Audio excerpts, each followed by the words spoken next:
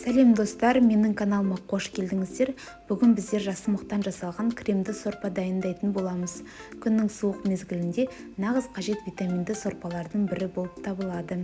Видеоны соңына дейін тамашалаңыздар. Барлық ингредиенттердің мөлшері видео астында көрсетілген. Алдымен бізге картоп, пияз, тәтті бұрыш, сәбіз және жасымықтың өзі қажет.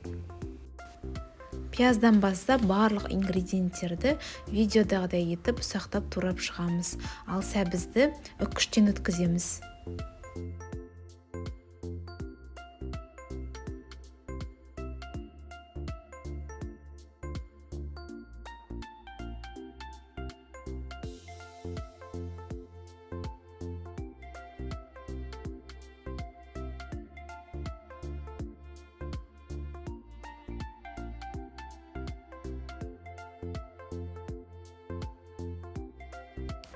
Міне барлық ингредиенттерімізді кубик түрінде осылай турап алдық.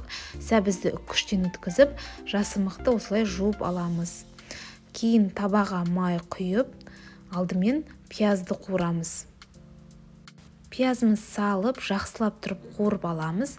Кейін қалған ингредиенттерді үстіне салып, араластыру керек. Соңғысы картопты саламыз да, үстіне томат пастасын саламыз. Егер де кішкене құрғақтау болса, сәл ғана суды құюға болады. Осылай қуырып, 1-2 минутқа бетін жауып қоямыз.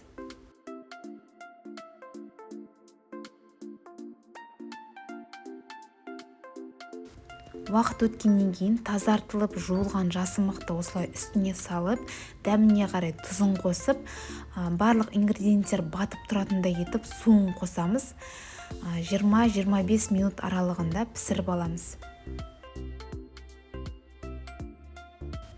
20 минут өткеннен кейін осылай жасымықты қараймыз. Езілген болса, біздің сорпамыз дайын деген сөз.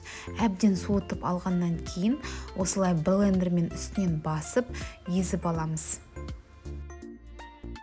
Міне біздің жасымықтан жасалған витаминге толы, пайдалы әрі дәмді болып шыққан сорпамыз дайын. Сіз де осы рецептпен жасап көріңіздер. Егер де видеоны соңына дейін көрген болсаңыздар, менің каналыма тіркеліп, лайк басып, пікір қалдыруды ұмытпаңыздар. Сіздермен болған Айдана ас болсын.